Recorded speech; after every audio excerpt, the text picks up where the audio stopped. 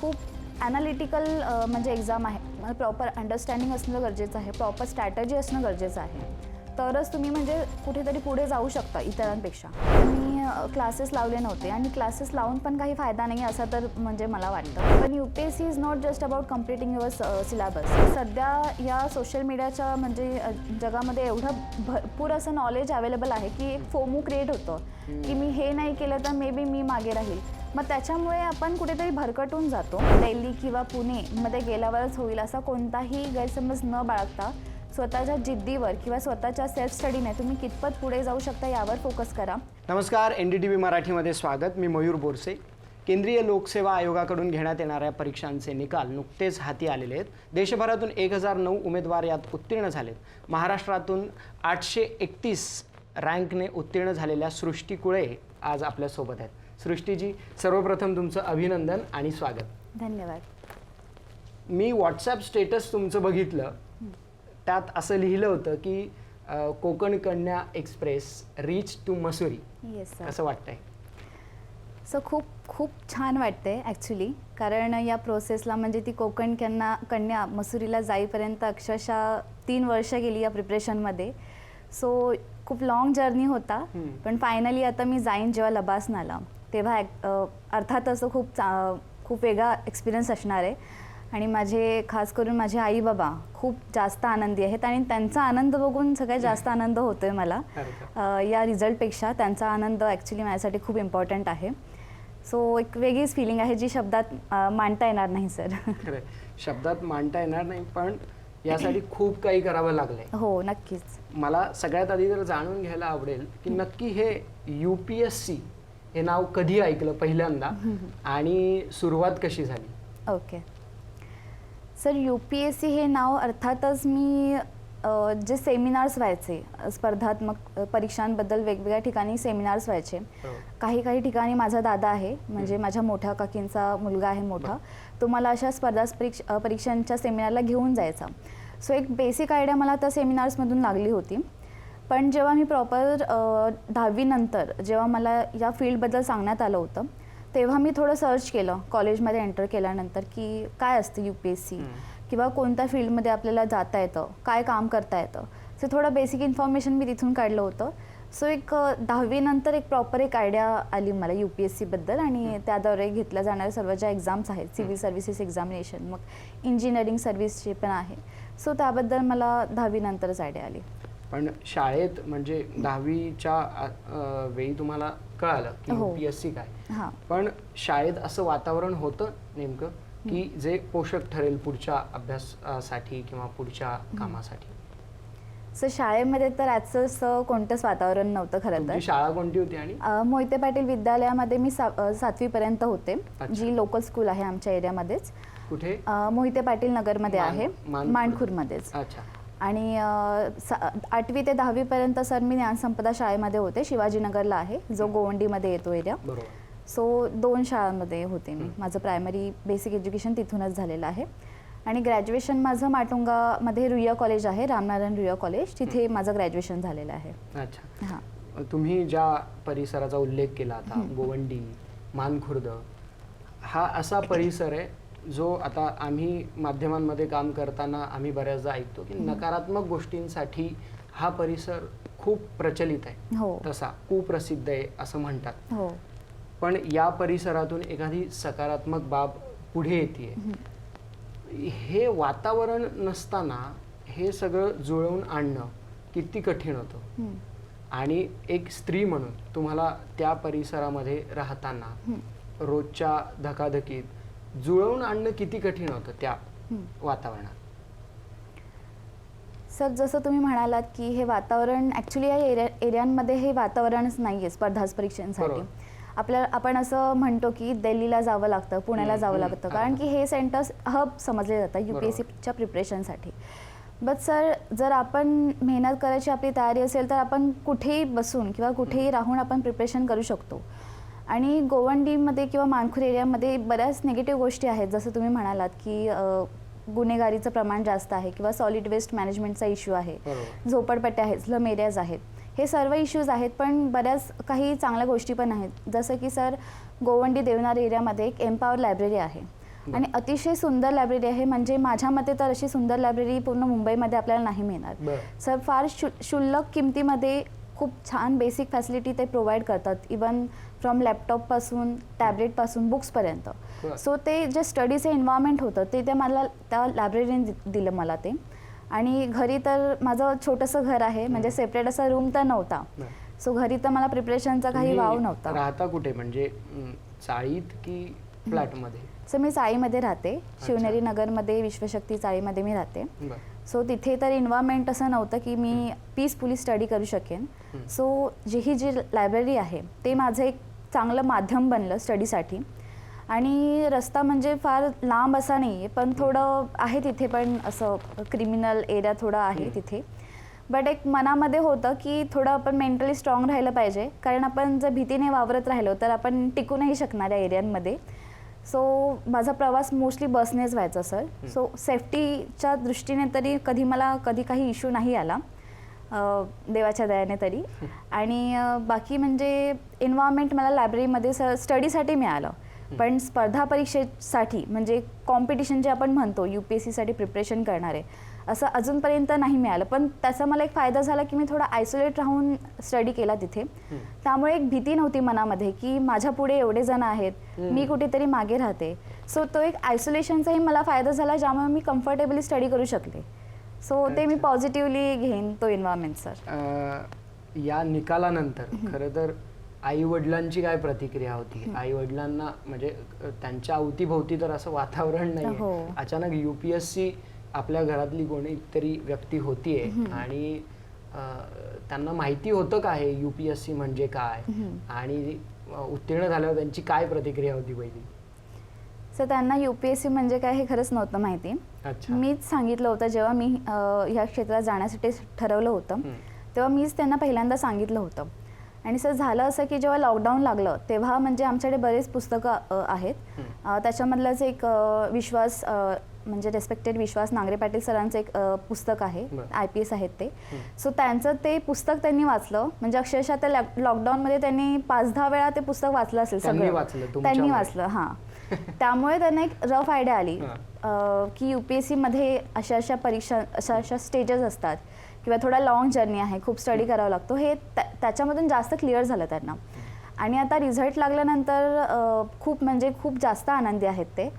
आणि खरं तर त्यांना माझ्यापेक्षा त्यांनाच विश्वास होता की माझं होऊन जाईल. मला थोडा कॉन्फिडन्स थोडा कमी होता, कारण की खूप कट थ्रोट कॉम्पिटिशन आपण म्हणतो याच्यामध्ये, अक्षरशः 1 ते 2 मार्कांनी कट ऑफ सुटते. सो पण त्यांना माझ्यापेक्षा खूप जास्त कॉन्फिडन्स होता की त्यांना माहीतच होतं की होणार. म्हणजे अक्षरशः निकालाच्या आधी 15-20 दिवस जेव्हा मी दिल्लीवरून रिटर्न आले इंटरव्ह्यू देऊन, तेव्हापासून त्यांचं प्लॅनिंग सुरू झालं होतं की आपण इथून असं सेलिब्रेट करायचं, आपण तसं सेलिब्रेट करायचं. सो एक कॉन्फिडन्स त्यांना जास्त होता माझ्यापेक्षा. आणि जेव्हा रिझल्ट लागला, माझे पप्पा लग्नाला गेले होते, आमच्याच भावकीच्या लग्नामध्ये. काय करतात तुमचे? आणि माझे वडील प्रेस प्रिंटिंग मशीन ऑपरेटर आहेत, जे म्हणजे मॅरेज कार्ड, व्हिजिटिंग कार्ड जे छापतात त्याच्यामध्ये ते नोकरी करतात. आणि माझी आई गृहिणीच आहे तसं तर, पण काही महिन्यापासून म्हणजे त्यांनी डे केअर जे आहेत ते मावशी म्हणून काम करतात, त्याच्यामध्ये आहेत ते. सर्वसामान्य मराठी कुटुंब. आणि सो त्या दिवशी रिझल्टच्या दिवशी माझे पप्पा लग्नाला गेले होते, माझी आई कामाला गेली होती तिथे. आणि मी सांगितलं रिझल्ट म्हणजे मी पहिलं आईला सांगितलं की रिझल्ट लागलाय म्हणून.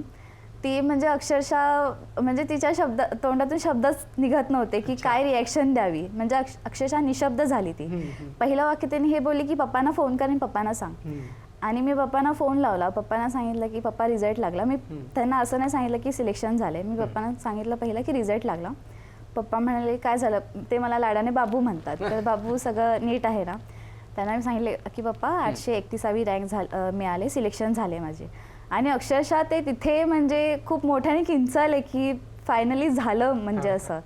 आणि त्या लग्नामध्ये त्यांनी सगळ्यांना सांगितलं, आमचेच सगळे गावातले भावकीतले होते. आणि ते संध्याकाळी सगळे म्हणजे नवऱ्याच्या घरी जाण्याचा प्लॅन होता सगळ्यांचा, ते सोडून ते आमच्या घरी आले सेलिब्रेशनसाठी. अरे बाप. आणि पूर्ण मग ते रात्री खूप रॅली निघाली वगैरे. माझा दादा पण होता अवेलेबल इथे, माझा दादा पण पोलीसमध्ये आहे, तो पण सर्व खुश. या टप्प्यापर्यंत येत म्हणजे खरं तर हा अनुभवायला आधी खूप खस्ता खायला लागतात. UPSC ही खूप लॉंग जर्नी जसं तुम्ही म्हणालात आता. तर UPSC बद्दल आणखी खोलात जाण्यासाठी तुम्ही सुरुवात कुठून केली? जसं की 12वी नंतर सगळ्यात क्रुशल गोष्ट असते ती म्हणजे स्ट्रीम कोणती निवडायची, बरोबर. Science, arts, commerce. तर नेमकं तुम्ही काय सिलेक्ट केलं आणि तुम्ही तेव्हा ठरवलं होतं का की मला आत्ता व्हायचं आहे? सर ॲक्च्युली मला 10वी नंतर माझे जे कोचिंगचे टीचर्स होते त्यांनी मला एक रफ आयडिया दिली होती सिव्हिल सर्व्हिसेसबद्दल आणि त्यांनीच ॲक्च्युली मला गाईड केलं की तू या फील्डमध्ये जा. मे बी त्यांनी काही क्वालिटीज पाहिल्या असतील असं मी बोलेन. सो त्यांनी मला सजेस्ट केलं आणि मला असं सांगण्यात आलं की आर्ट्स घेतलं तर सिलेबस जो आहे UPSCचा म्हणजे त्याच्यामध्ये हिस्ट्री, जिओग्राफी असे बरेच सब्जेक्ट असतात. सो त्यांनी मला असं सांगितलं की आर्ट्स घेतलंस तर तुला थोडं सिमिलॅरिटी वाटेल सब्जेक्टची. सो मी पण म्हटलं ठीक आहे चालेल आर्ट्स घेऊयात. पण सर UPSCची डिमांड अशी काही नाही आहे की तुम्ही या पर्टिक्युलर स्ट्रीममधून या. त्यांना फक्त 21 इयर्स एज कम्प्लीट लागतं, बेसिक क्वालिफिकेशन, आणि ग्रॅज्युएशन कोणत्याही स्ट्रीममध्ये चालतं. आणि आपण आता पाहतो की बरेच इंजिनिअरिंग बॅकग्राऊंडचे किंवा डॉक्टर केलेले लोकसुद्धा या फील्डमध्ये येतात. सो आर्ट्सच घेतलं पाहिजे असं काही नाही आहे. पण मला तेव्हा तसं सांगण्यात आलं होतं त्यामुळे मी घेतलं आणि ॲज सच माझा ह्युमॅनिटीज सब्जेक्टमध्ये खूप जास्त इंटरेस्ट होता. सो तोही एक कारण होतं की मी या आर्ट्स स्ट्रीम घेतलं. आणि भाषेचा खूप मोठा कॉम्प्लेक्स आहे विशेषतः सामान्य मराठी मुलांमध्ये की इंग्रजी चांगली नसेल तर तुम्हाला शक्यतो UPSC करूच नका असे सल्ले मिळतात. बरोबर. तर भाषेचा कितपत रोल आहे यात? सर माझंही बेसिक जे एज्युकेशन झालंय माझं मराठी मीडियममधूनच झालंय. फक्त 11th पासून ग्रॅज्युएशनपर्यंत मी इंग्लिश मीडियमला होते. सो माझं पण इंग्लिश असं काही ॲज सच असं फ्लुएंट असं नाही आहे जे आपण CBSE किंवा इंग्लिश मीडियम स्टुडंट्सचं पाहतो तसं तर नाही आहे. पण UPSCचंही असंही काही नाही आहे की तुम्ही हायफाय इंग्लिश बोललंच पाहिजे. एक बेसिक तुम्हाला कम्युनिकेशन करता आलं इंग्लिशमध्ये तरी ते सफिशियंट आहे. तुम्हाला समोरच्याचं भाषा कळत असेल म्हणजे समोरच्या व्यक्तीला इंग्लिशमध्ये काय बोलायचं आहे किंवा तुम्ही तुमचा पॉईंट ऑफ व्ह्यू तो मांडू शकताय की नाही इंग्लिशमध्ये. सो बेसिक तेवढं कम्युनिकेशन आलं तरी बास आहे. आणि तुम्ही पाहता सर बरेच रुरल बॅकग्राऊंडमधूनही ज्यांनी अक्षरशः इंग्लिश त्यांचं नसतंच चांगलं पण तेही लोक यामध्ये टॉप करतायत. सो इंग्लिशचा भाषेचा सर काहीच म्हणजे असा इम्पॅक्ट नाही होत त्याच्यामध्ये. आणि आता हे झालं भाषेचं. पुढे UPSCला ऑप्शनलची एक भीती असते सगळ्यांमध्ये आणि बऱ्याचदा टेक्निकल बॅकग्राऊंडची जी मुलं असतात ती पुढे निघून जातात असा समज आहे. ओके. ह्याच्याबद्दल तुमचं काय म्हणणं आहे? तुम्ही शिकलात आर्ट्समध्ये तेच तुम्ही ऑप्शनल घेतले होते की आणखी वेगळे घेतले होते? हो सर. कोणते होते तुमच्या?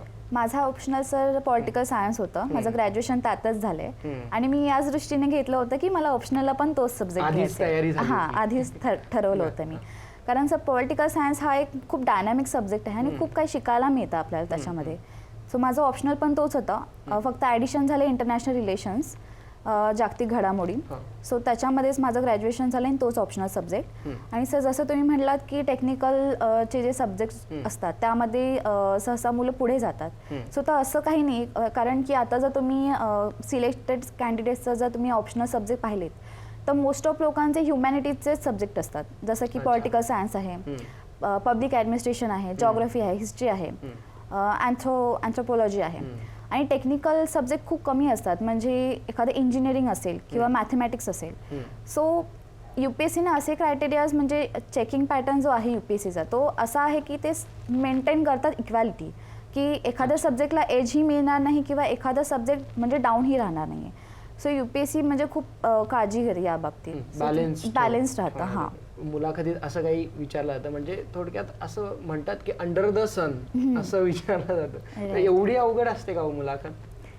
सर मला तरी नाही वाटत की एवढी अवघड असते. ॲक्च्युली हा जो गैरसमज आहे ना हे थोडा रील्स किंवा जे कोचिंग क्लासेस आहे हा त्यांनी क्रिएट केलेला गैरसमज आहे की काहीही क्वेश्चन विचारणं अगदी म्हणजे विचारतात की हे असं काय आहे ज्याचा काही संबंध नसतो UPSCच्या मुलाखती रिलेटेड.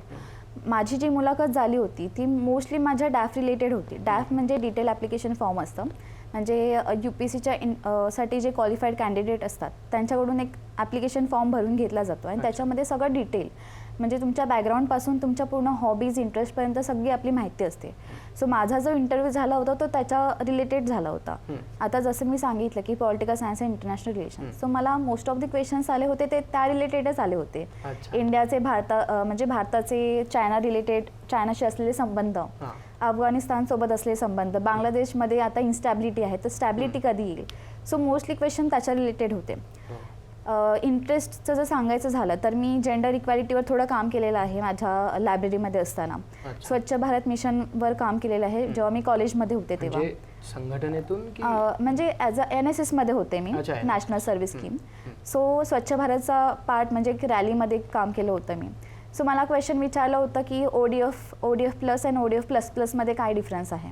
ओपन डेफिकेशन फ्री जो आहे त्याचं फुल फॉर्म, प्लस जेंडर इक्वॅलिटीवर जे मला क्वेश्चन आले होते, तर त्यांनी मला विचारलं की तुम्ही जेव्हा या फील्डमध्ये याल तेव्हा वुमनला फ्री वाटेल, म्हणजे काही रुरल पॉकेट्समध्ये वुमन महिला आजही सुरक्षित नाही आहेत. सो इमिडिएट बेसिसवर तुम्ही काय स्टेप्स घ्याल. सो असा एक क्वेश्चन होता. एक क्वेश्चन असा होता की जेंडर इक्वॅलिटी आणि जेंडर इक्विटीमध्ये काय डिफरन्स असतो. सो असे बरेच हे होते की म्हणजे माझ्या डॅफ रिलेटेड होते. आणि जे काही रँडम जे पण क्वेश्चन्स असतात जे अंडर द सन असं गैरसमज घेतला जातो, ते मोस्टली चालू घडामोडींवर अवलंबून असतात. आणि तेवढी बेसिक सर नॉलेज असणं चालू घडामोडींचं, ते तर एक क्वालिटीज आहे UPSCच्या म्हणजे सिव्हिल सर्व्हंटची, तर ते तर असणं गरजेचंच आहे. त्या चालू घडामोडी तुम्ही कुठून घेत होतात, म्हणजे तुम्ही काय रेफर करत होतात की जे तुम्हाला गरजेचं वाटलं आणि ते पुढे उपयोगाचंही ठरलं. सर न्यूजपेपर मी बोलेन खूप इम्पॉर्टंट आहे या जर्नीमध्ये. आणि UPSC म्हटलं की द हिंदू आणि द इंडियन एक्सप्रेस तर आलेच. हां, ट्रेडमार्कच आहे त्यांचा तो. सो ते 2 न्यूजपेपर मी रिफर केले होते. इनिशियल प्रोसेस म्हणजे मेन्सपर्यंत मी फक्त द इंडियन एक्सप्रेस वाचला होता. आणि थोडं जेव्हा इंटरव्ह्यू जवळ यायला लागला तेव्हा मी द हिंदू म्हणजे दोन्ही आम्ही वाचायचो. आमचा एक पेअर ग्रुप होता, आम्ही डिस्कशन करायचो. सो थोडं कॉम्प्रिहेन्सिव्ह व्ह्यू मिळावेत आणि थोडा वायडर पर्स्पेक्टिव्ह म्हणजे जास्तीत जास्त घडामोडी कव्हर व्हावेत यासाठी 2 न्यूजपेपर. तुम्ही जे म्हणालात आता की तुम्ही विमेन एम्पॉवरमेंटसाठी पण काम करत होतात, त्याचा तुमच्या मुलाखतीला काही विशेष फायदा झाला का. आणि तुमच्या भागात ज्या भागातून तुम्ही येता त्या भागाचा त्या वातावरणाचा की जिथे काम करायला बराच स्कोप आहे, अजूनही महाराष्ट्रातल्या बऱ्याच भागात काम करायला खूप स्कोप आहे, त्याचा तुम्हाला काही फायदा झाला का इंटरव्ह्यू मध्ये. सर माझं एक्सपेक्टेशन तेच होतं की त्यांनी म्हणजे बॅकग्राऊंड बघावं माझं, कारण मानखुर वगैरे एरियावर स्लम एरिया स्पेशली, कारण आता स्लम रिलेटेड पण खूप सारे इश्यूज चालू आहेत सध्या आपल्या महाराष्ट्रामध्ये. सो माझं एक्सपेक्टेशन मी तशी तयारी पण करून गेले होते की मला यावर क्वेश्चन येतील आणि मी विचारेन, पण अनफॉर्च्युनेटली त्याच्यावर काहीच क्वेश्चन्स आले नाहीत. आणि राहिला प्रश्न की वुमन म्हणून काही मला फायदा झाला का. सो ते UPSC म्हणजे ॲज सच मी असं बोलेन की बायस नाहीच आहे खरं तर, म्हणजे टोटली मेरिट बेसवर ते सिलेक्शन करतात कॅन्डिडेटचं. सो तिथे वुमन कार्ड असं काहीतरी म्हणजे यूज नाही होत. सो त्यांना जर तुमच्यामध्ये त्या क्वालिटीज दिसल्या तर नक्कीच तुमचं सिलेक्शन होतं, नाही दिसल्या तर तुम्ही थोडे मागे राहता. सो वुमन कार्डचं असं काही म्हणजे ॲज अ वुमन म्हणून काही मला असं इम्पॅक्ट तर नाही झाला त्याच्यावर. तुमची रँक यंदा 831 आहे, बरोबर ना. बरोबर. तर आत्ता तुमचे प्रेफरन्सेस काय होते आणि काय मिळू शकतं तुम्हाला, म्हणजे अलॉटमेंट अजून झालं नाहीये पण काय मिळू शकेल असं तुम्हाला वाटतं, आणि तुमचा अटेम्प्ट कितवा होता. सर हा माझा दुसरा अटेम्प्ट होता. 2023ला मी फर्स्ट अटेम्प्ट दिला होता. माझा प्रिलिम्स नव्हता निघाला तेव्हा, आणि 2024ला हा माझा दुसरा अटेम्प्ट दिला होता मी. माझा फर्स्ट प्रिफरन्स सर हेच होतं IAS Indian administrative service. Second preference sir मी IRS-IT दिलं होतं, इन्कम टॅक्स सर्व्हिस. आणि थर्ड प्रिफरन्स माझं IAAS होतं, IAAS ऑडिट सर्व्हिस होतं. मी पोलीस सर्व्हिस आणि फॉरेन सर्व्हिसला थोडा लो प्रिफरन्स दिला होता, कारण की सर मला थोडं भारतामध्येच राहून काम करायची इच्छा आहे. आणि 7वा प्रिफरन्स माझा IRMS होता, Indian railway management service. So माझ्या रँकनुसार आणि माझ्या कॅटेगरीनुसार, मी OBC कॅटेगरीमधून बिलॉंग करते सर. सो मला असं वाटतं की आपण जर पास्ट रिझल्ट बघितले सो त्यानुसार मला असं वाटतं की मे बी IRMS मिळू शकतं. सो तीही फील्ड सर खूप चांगली आहे, Indian railway management service. So तेही वाटतंय मला. तसं लोकांना कन्व्हे केलंय का तुमच्या भागातल्या. हो सर. म्हणजे ॲक्च्युली सर UPSC म्हटलं ना की लोकांना फक्त एवढंच माहिती आहे, IAS आणि IPS, पण याच्या पलीकडेही खूप पोस्ट आहेत. म्हणजे अक्षरशः फॉर्म भरताना त्याच्यामध्ये 21 पोस्ट होत्या, पण लोकांना फक्त 2च माहिती आहेत. आणि त्या बाकीच्या पोस्टही सर तितकाच इम्पॉर्टंट आहेत सर. वेगवेगळ्या तुम्हाला मिनिस्ट्रीजमध्ये काम करायला मिळतं. म्हणजे अगदी तुम्ही असिस्टंट कमिशनर म्हणून रुजू होता ते अगदी सेक्रेटरी लेवलपर्यंत तुम्ही जाऊन पोहोचता, आणि खूप मोठी जबाबदारी असते. पण लोकांना ते माहीत नसतं, कारण हे रील्स, यूट्यूब, सोशल मीडियाने एवढं हाईफ क्रिएट केला आहे या IAS रिलेटेड, की मग ते रॉयल एंट्री, मग ती पॉवर, त्यामुळे लोकांना माहीत नाही आहे सर. आणि आता तुम्ही जसं हाईपचं बोललात की UPSCला म्हणजे जीवघेणी स्पर्धा हां. केली आहे लोकांनी. खरंच ही एवढी हाईप आता म्हणजे तुम्ही अभ्यास करत होता आजूबाजूला तसं वातावरण होतं, खरंच एवढी जीवघेणी स्पर्धा आहे का ही? आणि खरंच याला एवढं महत्त्व द्यावं का? हां सर, जीवघेणी तर अर्थातच नाही आहे.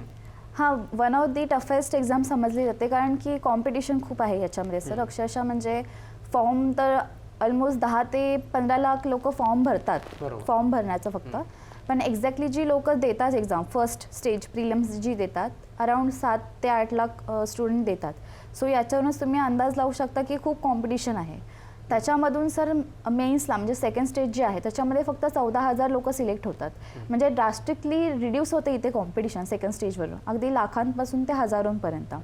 आणि मग फायनल स्टेजला इंटरव्ह्यूला फक्त 2,900 लोक जातात आणि त्याच्यामधून फक्त 1,000 जणांचं सिलेक्शन होतं. सो या ह्यूज कॉम्पिटिशनमुळे सर या जे टफ म्हणतात किंवा जीवघेणी हा जो समज आहे हा या कॉम्पिटिशनमुळे तयार झाला आहे. आणि अर्थातच सिलेबस जो आहे तो खूप वास्ट आहे. म्हणजे फ्रॉम हिस्ट्रीपासून सायन्स अँड टेक्नॉलॉजीपर्यंत छोटे मोठे आपण सब्जेक्ट जर इन्क्लूड केले ना सर, तर पेपर तर 9 पेपर आहेत फक्त, पण त्याच्यामध्ये पण एकेका पेपरमध्ये 3 ते 4 सब्जेक्ट आहे. सो अक्षरशः 16 ते 17 सब्जेक्टचा आपल्याला स्टडी करावा लागतो. म्हणजे पूर्ण डायनॅमिक सेक्टरचं आपल्याला नॉलेज असणं गरजेचं आहे. अच्छा. सो त्यामुळे तो तिथे समज जातो की खूप टफ आहे एक्झाम. आणि थर्ड म्हणजे की थोडं सातत्य असणं गरजेचं आहे. म्हणजे खूप लॉंग जर्नी आहे सर. यश पहिल्याच प्रयत्नात मिळेल असंही नाही आहे. काही कॅन्डिडेट 6 अटेम्प्ट देतात, 9 अटेम्प्ट देतात, त्यांचंही होत नाही आहे. सो त्यामुळे ही एक तो समज निर्माण तुम्ही झाला. आता जसं पहिल्याच प्रयत्नात यश मिळत नाही, तुमचा दुसरा प्रयत्न हो. होता. तुमच्या अपेक्षेनुसार तुम्हाला यश मिळालंय का? आणि मिळालं असेल तर तुम्ही थांबणार आहात की आणखी पुढच्या प्रयत्नांसाठी किती अटेम्प्ट आता राहिलेत आणि तुम्ही देणार आहात का? हां सर, मी OBC मध्ये आहे, त्यामुळे मला 9 अटेम्प्ट आहेत आणि माझा हा दुसरा अटेम्प्ट होता. सो माझ्याकडे अजून 7 अटेम्प्ट आहे. मला अजून देण्याची इच्छा आहे. म्हणजे अर्थातच माझं पण ड्रीम जॉब IASच आहे. बरोबर. आणि सध्या मला IRMS मिळू शकतं. मी म्हणजे या जॉबमध्ये पण मी सॅटिस्फाय राहीलच. बट सर मला असं वाटतं की माझी अजून कॅपॅबिलिटी आहे की मी करू शकते. जर मी अटेम्प्ट दिलं किंवा अजून प्रयत्न केले तर मी करू शकते. सो मी विचार करते की 2026ला अजून एक अटेम्प्ट देऊन पाहणार मी. जर तेव्हा झालं तर ठीक आहे, नाही तर ही सर्व्हिस पण चांगलीच आहे. इथे आपला बेस देऊ शकतो, इथे सर्व करू शकतो, तर असं मी ठरवलं. बेसिक समस्या ज्या आहेत त्या सोडवल्या गेलेल्या आहेत की तशाच आहेत? सर आमच्याकडे सगळ्यात मोठी म्हणजे माझ्या एरियामध्ये जी सगळ्यात मोठी समस्या होती ती होती पाण्याची. कारण सर 3 ते 4 वर्षापूर्वी आम्ही अक्षरशः विकत घ्यायचो पाणी डेली बेसिसवर, 20 रुपये 30 रुपये असं. हो. हां, शिवनेरी नगरमध्ये. म्हणजे आमच्या पूर्ण तो शिवनेरी नगर मानखुर एरियामध्येच ही परिस्थिती आहे. आणि अक्षरशः 3 ते 4 वर्षापूर्वी आमच्याकडे सध्या पाईपलाईन सुरू झाल्या, ज्यामुळे आम्हाला रेग्युलरली आता पाणी मिळतं. अदरवाईज खूप बिकट परिस्थिती होती. आणि त्याच्या म्हणजे 8 ते 10 वर्षापूर्वी तर माझे मम्मी पप्पा वगैरे ते छोट्या छोट्या बादल्या घेऊन सायकलला लावून ते खूप लांब एरियामधून पाणी आणायचे. सो लकीली ती सिच्युएशन आता इम्प्रूव्ह झाली आमच्याकडे. रोड कन्स्ट्रक्शन बऱ्यापैकी झालेलं आहे. आता मेजर इश्यू जो आपल्या एरियामध्ये दिसतोय म्हणजे मुंबई गोवंडी, तो आहे सॉलिड वेस्ट मॅनेजमेंट. म्हणजे आपल्याकडे डम्पिंग ग्राउंड्स आहेत. सो तो एक इश्यू सॉल्व्ह झाला तर त्याच्यामध्ये थोडा फायदा होईल, कारण की त्याच्यामुळे हेल्थवर परिणाम होतोय सर.